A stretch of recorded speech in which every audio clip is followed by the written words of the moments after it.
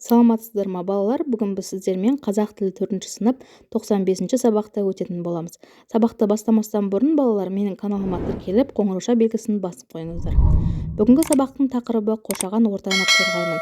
Жіктеу есімдіктерінің септелуі. Яғни бүгінгі сабақта өтетініміз жіктеу есімдіктерінің септелуін білетін боламыз және тірек сөздерді пайдаланып монолог құрай аламыз. Енді балалар 53-ші жаттығуға қарайық.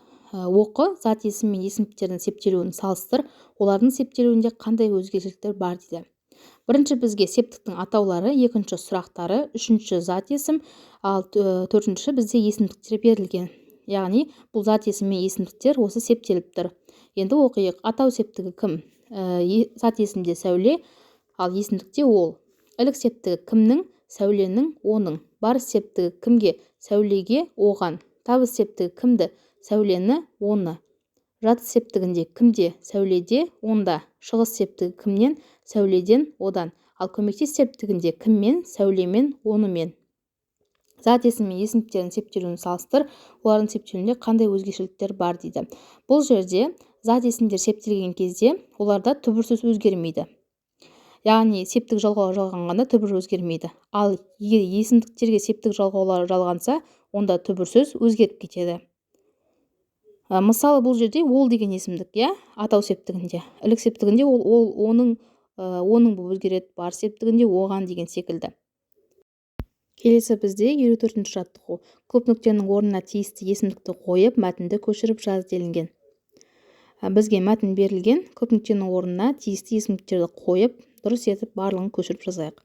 Құстарды атпау керек. Олар жер бетіндегі өсімдіктерді зиянды жәндіктерден қорғайды. Құстар табиғаттың сәні. Олардың жағымды үні, сұлу мүсіні, қоршаған ортаның сәнін келтіреді. Мен құстарды қанатты достар деп атаймын. Бұл жерде көп нүктенің орнына қойған біздің есімдіктеріміз олар, олардың және мен. Келесі 55-ші жаттығу. Кестені толтыр. Кестедегі сөз таптарын өзара салыстыр, олардың ұқсастықтары мен өзгешеліктері неде дейді. Бізге зат есім, сын есім, сан есім, есімдік, яғни 4 сөз тап берілген. Мысал ретінде 3 сөзден қойып көрейік. Зат есімге мысалы ана, кітап, мектеп. Ана кім? Кітап не? Мектеп не деген сұраққа жауап береді. Енді сын есім тәтті, қысқа, қатты. Енді сан есім бірінші, 4, жетеу. Ал есімдікке ол, біз, өзім. Енді бұл жерде ұқсастықтар мен өзгешеліктер туралы айта өтейік. Зат есім заттың атауын білдіреді. Сын есім заттың түрін, түсін, сын сапасын білдіреді. Сан есім заттың санын, ретін білдіреді. Ал есімдік осы атылған сөз таптарының орнына жұмсалады. Бұлардың ұқсастықтары барлығы сөз табына жатады. Келесі бізде 56-ші жаттығу. Тірек сөздерді пайдаланып, тоқылдақтың атынан монолог құрап жаз дейді. Бізге тірек сөздер берілген. Олар тоқылдақ, екі есе, қоңыз, көмек керек, орманда қаптап кетті, жұмысты көп істеп жүрмін деген яғни. Енді осы монолог құрап жазайық. Менің атым тоқылдақ. Орманда қоңыздар екі есе қаптап кетті. Бізге орманға көмек керек.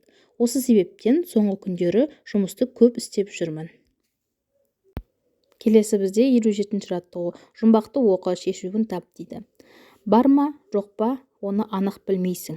Ол жоқ жердегі өмір сүріп жүрмейсің дейді. Бұл жұмбақтың жауабы балалар ауа болады. Есімдіктер тап дейді. Есімдіктер бұл жерде оны және ол. Жіктеу есімдігінің орнына қай сөзді қойып айтуға болады дейді.